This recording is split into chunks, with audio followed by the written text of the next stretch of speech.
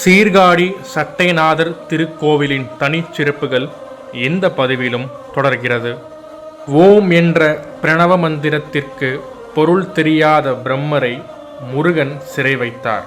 பின்பு சிவனின் ஆணையால் அவர் விடுவிக்கப்பட்டு மீண்டும் பிரம்மாவுக்கு படைப்பு தொழில் வழங்கப்பட்டது.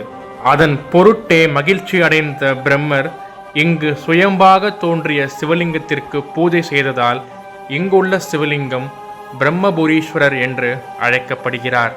உலகத்திலேயே இந்த ஒரு சிவன் கோவிலில் மட்டும்தான் நள்ளிரவு 12 மணிக்கு பூஜை நடைபெறுகிறது.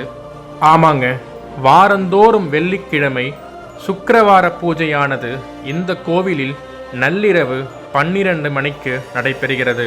இந்த நள்ளிரவு பூஜையில் கலந்து கொண்டு இங்குள்ள சட்டநாதர் சிவபெருமானை வழிபட்டு வந்தால் சட்ட சிக்கல்கள் தீரும், பில்லி சூனியம் ஏவல் போன்றவை நம்மை அண்டாது, சத்ருக்கள் தொல்லைகளிலிருந்து விடுபடலாம் மற்றும் கடன் தொல்லை அகன்று தமக்கு வரவேண்டிய பணவரவு நம்மை வந்து சேரும் என்பது ஐதீகம். இந்த சட்டைநாதருக்கு பரிபூரண கடாட்சகர் என்ற பெயரும் உள்ளது. அதாவது நாம் வேண்டியதை பரிபூரணமாகவும் முழுமையாகவும் நிறைவேற்றி கொடுப்பவர்தான் இந்த சட்டைநாதர். இந்த திருத்தலம் குட்டி கைலாய மலையாக கருதப்படுகிறது. கைலாய மலையில் எப்படி தேவர்கள் அனைவரும் ஒரு சேர காட்சி கொடுப்பார்களோ அதே போல இந்த திருத்தலத்திலும் தோணியப்பர் மூலஸ்தானத்தில் நாம் அனைத்து தேவர்களையும் ஒரு சேர பார்க்க முடியும். இதோ அந்த அற்புத காட்சியை நீங்களும் பாருங்கள்.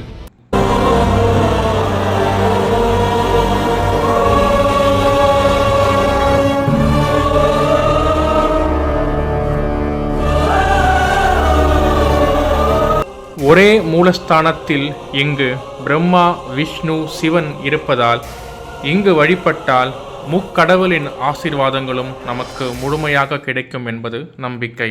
இந்த தோணியப்பரும் உமா மகேஸ்வரி அம்பாளும் தான் திருஞான சம்பந்தருக்கு ஞானப்பால் ஊட்டியவர்கள். இந்த திருத்தலத்தில் ஆண்டுதோறும் சித்திரை மாதத்தில் வரக்கூடிய திருவாதுரை நட்சத்திர நாளன்று ஞானப்பால் வழங்கும் திருவிழா நடைபெறுகிறது. அந்த பாலை கர்ப்பிணி பெண்கள் குடித்தால் சிவன் பார்வதி ஆசீர்வாதத்தோடு பிறக்கும் குழந்தை ஞானத்தில் சிறந்து விளங்கும் என்று கருதப்படுகிறது. காசிக்கு அடுத்ததாக அஷ்டபைரவர்கள் தனித்தனி சன்னதியில் வீற்றிருப்பது இங்கு மட்டும்தான். இறுதியாக சட்டைநாதர் தோன்றிய வரலாற்றை அடுத்த வீடியோவில் பார்ப்போம்.